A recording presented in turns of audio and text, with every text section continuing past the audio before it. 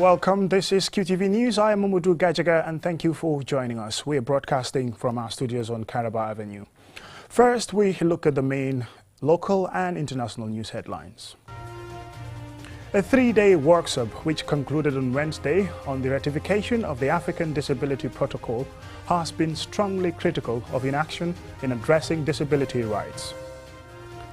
A national storytelling competition seeks to revive the once common African oral storytelling tradition.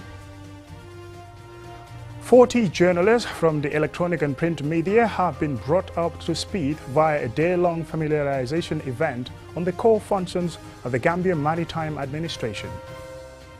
And in international news, the Commonwealth Heads of Government meeting, commonly referred to as CHOGM, has ended in Kigali, Rwanda, with those in attendance recommitting to their common values. Those were the main news headlines, and now the news in detail.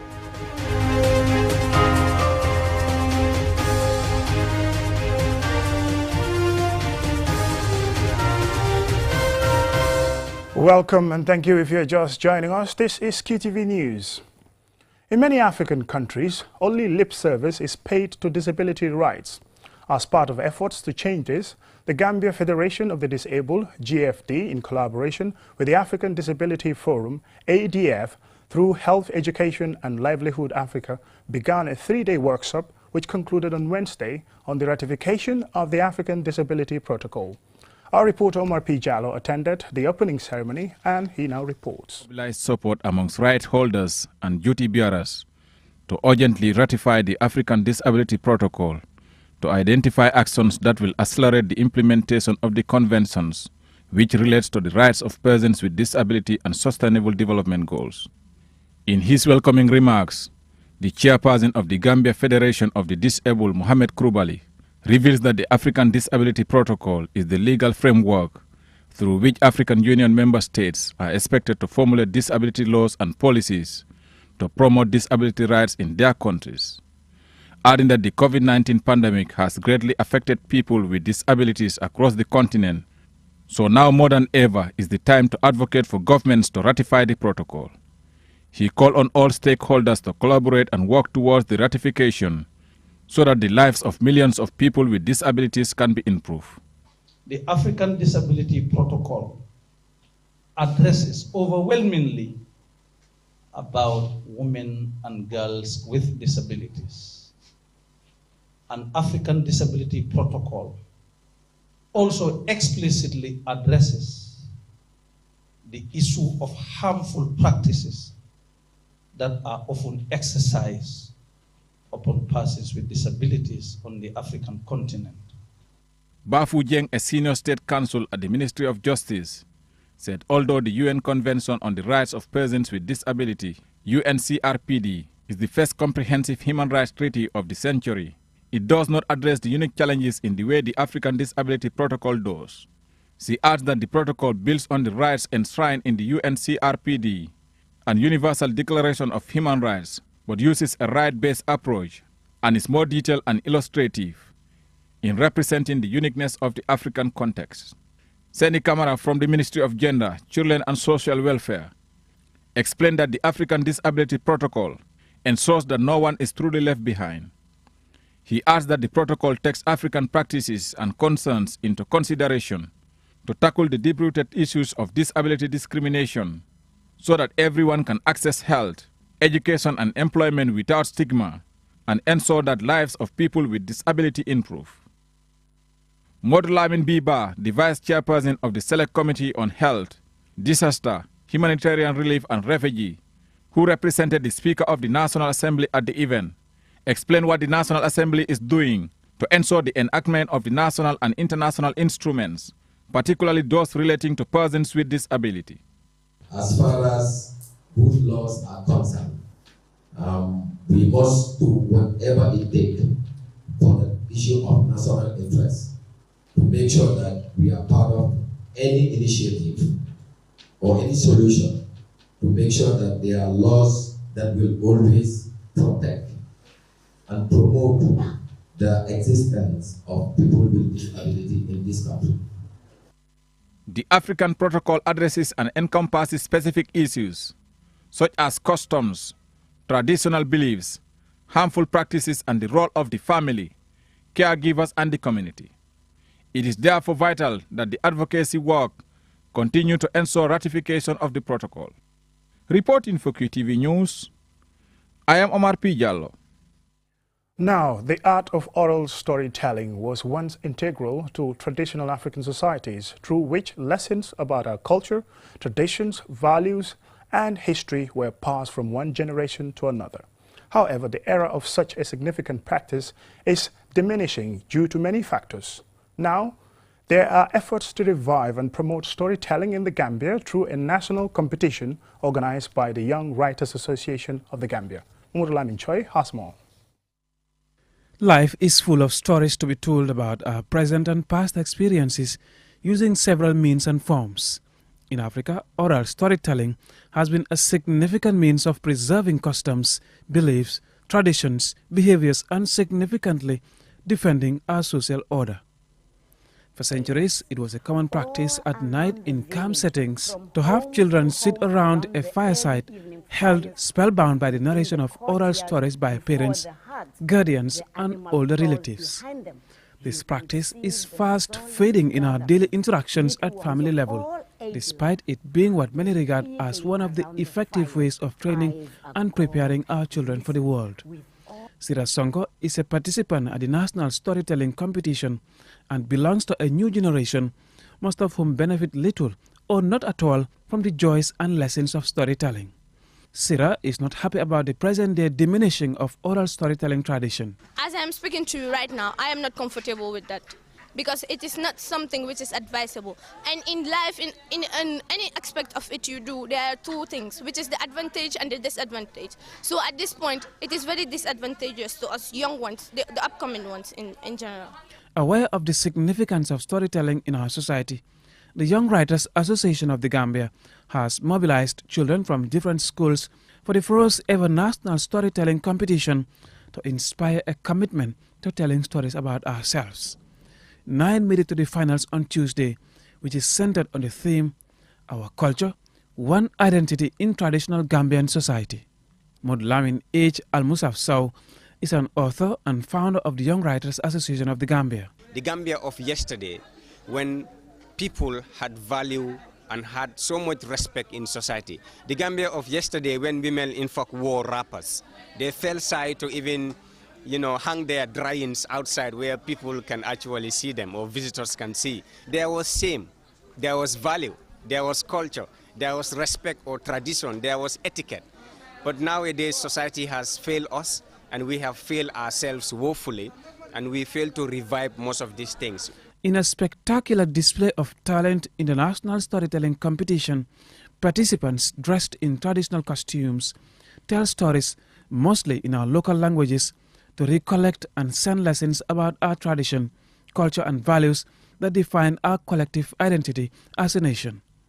It certainly wasn't a boring event, but a night to display of the beauty of various art forms, including musical performance. Kunguto jamano yaay njuli ewulen wa kunguto bob nak naka len ko don defare mami den don ut sankal a ngi joge ci dugub tulote bako la ka bako ki baro ka ko fu barana ka bade kali subula ko ne wonne ya At the end of the hotly contested competition, the competition's chief judge, Michael Hamadiseka, announced the result, naming Dream Partners from Nusrat Senior Secondary School as winner, followed by Mariam Afadi from SIFO as runner-up and Mighty Stars in third position.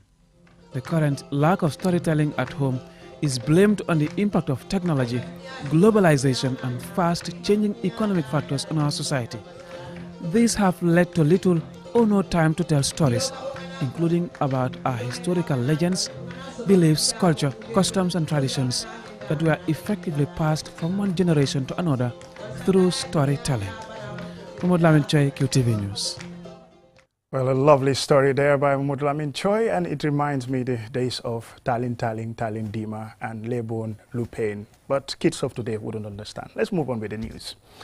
The Network of Financial and Tax Reporters, NFTR, Gambia chapter, with technical and financial support from the Gambia Maritime Administration, engaged over 40 journalists from both the electronic and print media on Tuesday on a day-long familiarization event on the core functions of the Gambia Maritime Administration. Omar P. Jallo attended the opening and filed in this report.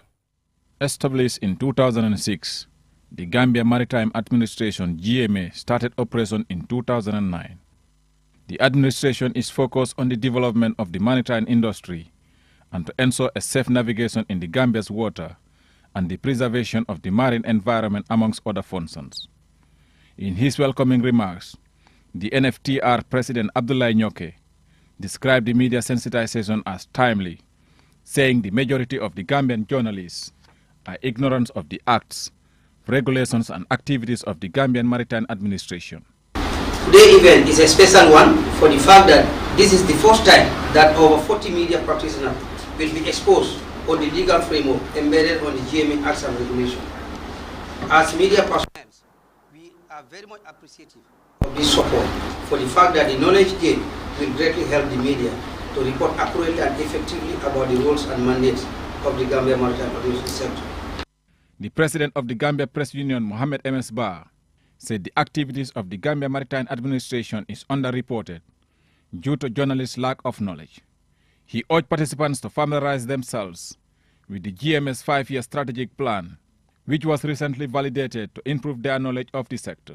It's important for media to also look into the strategic plan and how will this address some of our issues with regards to maritime in the maritime sector. I will also urge the Maritime Administration to strengthen their communication unit so that people can also understand your work well. Delivering the keynote address, the Deputy Managing Director of the Gambia Maritime Administration, Usman Toure, said for a coastal country like the Gambia, maritime security is of crucial importance. He gave assurance of the GMA's continuous engagement with the media. Mr. Toure further revealed that the GMA has a strategic document guiding their work and operations from 2022 to 2026 and encourage the participants to actively participate in the discussions.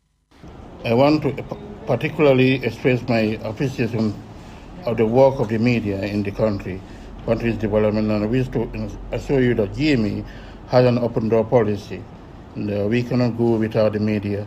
The media is the torchlight of national development, so GMA cannot go without the media, like all other institutions here in this country. This sensitization workshop is very significant in many ways, one of which is to provide media personnel with the understanding of GMA's work, which will enable them to report accurately about the GMA's work and the maritime sector by extension. Mr. Nyoke believes that the day-long sensitization will help to deepen the participants' understanding of the role and mandate of the GMA to enhance their reporting of maritime-related issues. However, I expect that this GMA Media Engagement Forum will be very interactive and educative, and I hope that at the end of this forum, participants will be well equipped with the requisite knowledge on how to report professionally on the GMA sectors and avoid speculation and misconception. The NFTR Gambia chapter was formed in 2019, and the primary objective of the network is to ensure transparency and accountability of the tax authorities, the business community and the government. Reporting for QTV News, I am Omar P. Jallo. The report by Omar P. Jallo takes us to a commercial break, and when we return, we still have some more local and international news stories for you. Do stay tuned. Don't go anywhere. Have you been looking for the perfect indoor router with long-range Wi-Fi coverage and faster internet speed connecting all your smart devices? Well, we present to you the QCell Indoor Router, a router that has all you need and much more. For just $4,750, you can get 4G plus internet speed, wide coverage, and connect up to 15 devices. And that's not all. The indoor router can be used for both office and home needs. So, enhance your internet experience with our indoor router. For more info, call our customer care on 111. QCell, Sunubus, we innovate, others follow.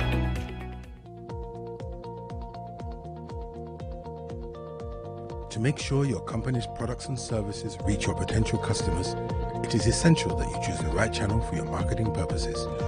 QTV has the widest reach locally and beyond, and we can give your business the visibility it needs.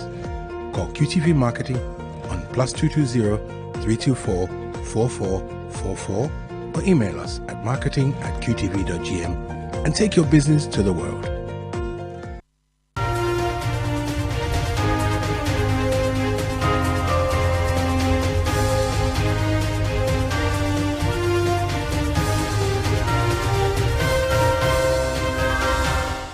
Welcome back, and thank you very much if you're just joining us, and also we welcome those who are listening to us on Q Radio. Darul Sunnah Quranic Memorization School in Nemakunku Saturday held its 6th graduation ceremony. The event at a local hotel was attended by respected Islamic scholars. Ansumana Isonyasi has more.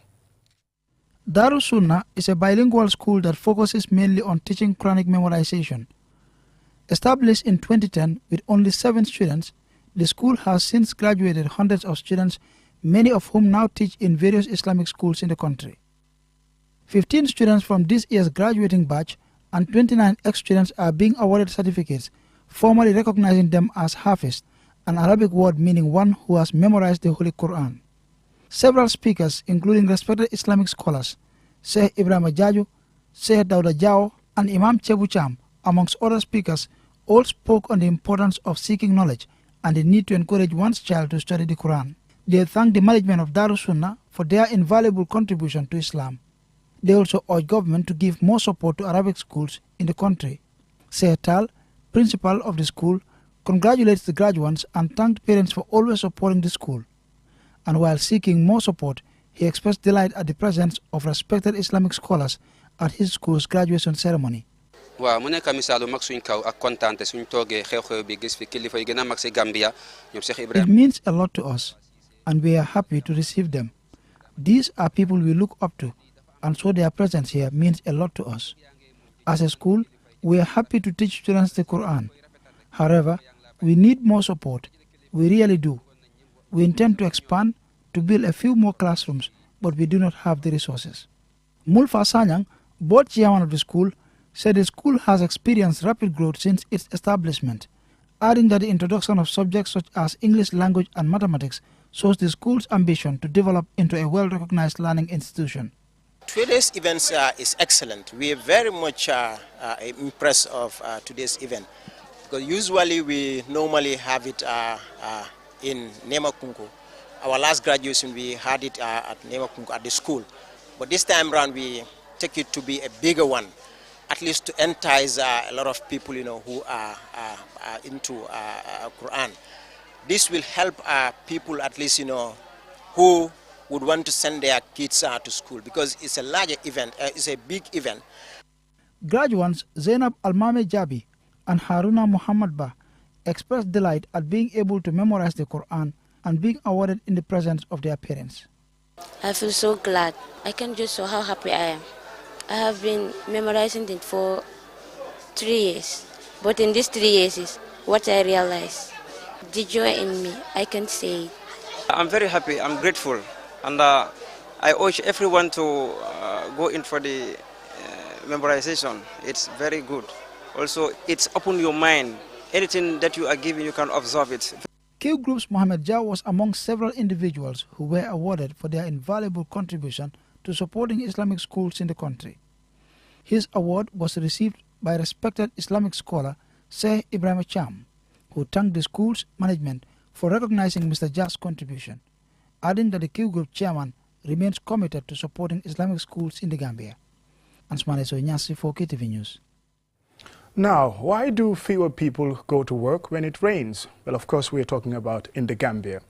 When the rains came 2 weeks ago, there were many stories online about people not going to work. QTV's Jennifer Sanko went to find out how, or out from the workers, why this was, and these are her findings.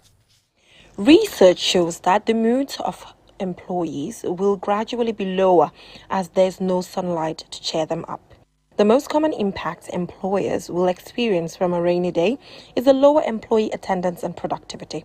When it rains, employees are less motivated and simply complete tasks to head home and completely dry. Sometimes they may not even appear at work at all for a variety of reasons. Famata Diba says she goes to work even when it rains because a neighbor takes her to work, and was quick to say that we shouldn't judge individuals who often do not make it to work due to the rain. A lot of people do want to go to work, but then sometimes you leave your home to go to work and then you will not get a vehicle to take you because maybe the roads are ruined, there's water everywhere, and sometimes the taxi drivers, they wouldn't want to go take certain routes because it can damage their vehicles.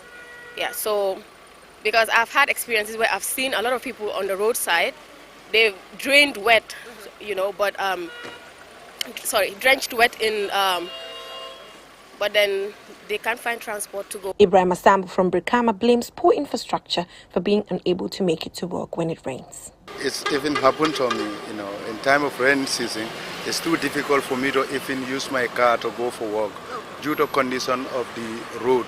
It's too pain in the Gambia. As a Gambian, we are lack of way. If we have, our road, which that, that road will be very, very easily for us to go to work. Now, Marisal doesn't have a car and has never missed work because of rain. I don't think rain can stop me from going to work because whether it rains or not, they still pay my salary, and so I don't see any reason why I should stay at home without going to work. It is an interesting situation, as some say it feels good to sleep when it rains, and sometimes they feel like continuing to sleep rather than getting up to take a shower to head to work. Research recommends companies provide hot beverages to employees to cheer them up when it rains. However, for those we spoke to, infrastructure and improved transportation to allow workers to head to work smoothly appear to be the top of their wish list. Reporting for QTV News, I am Jenna Basonko. Well, if you live in Sierra Leone or Guinea, you try to stay home when it's raining, and you see what the consequences is going to be. Next up is international news.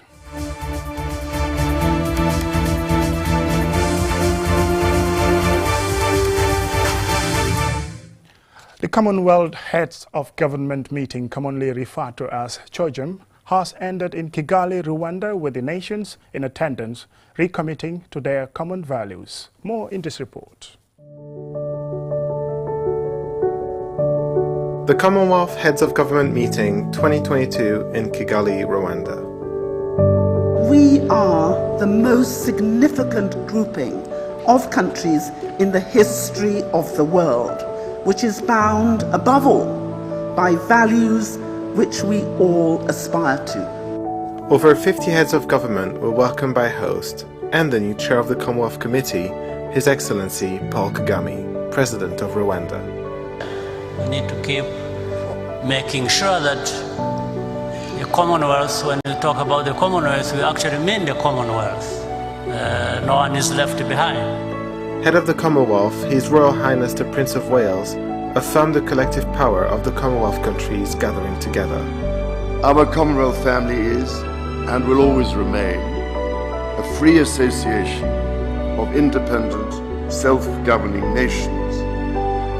We meet and talk as equals, sharing our knowledge and experience for the betterment of all citizens of the Commonwealth, and indeed the wider world. The Youth Forum celebrated the actions and potential of young people, who make up 60% of the population of Commonwealth countries. And women and men gathered to advance gender equality and opportunity. Leaders met to give further consideration to the specific needs of small states within the Commonwealth. And participants in the Business Forum met to debate economic and entrepreneurial challenges and development. Commonwealth countries recommitted themselves to a robust response to climate change and its consequences for the most vulnerable. And world leaders met for executive sessions to discuss issues integral to development and support of the Commonwealth family.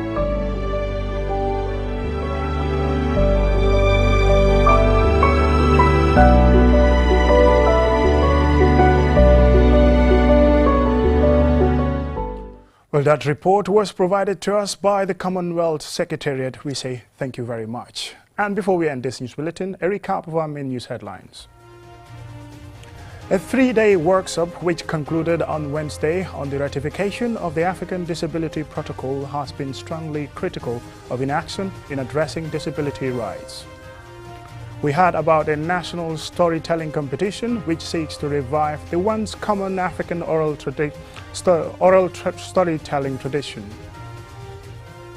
40 journalists from the electronic and print media have been brought up to speed via a day-long familiarization event on the core functions of the Gambia Maritime Administration. In international news, the Commonwealth Heads of Government meeting, commonly referred to as CHOGM, ended in Kigali, Rwanda, with attending countries committing to their common values. That's all we have for you in this edition of the news. Thank you for watching and join us again at 10 for another bulletin.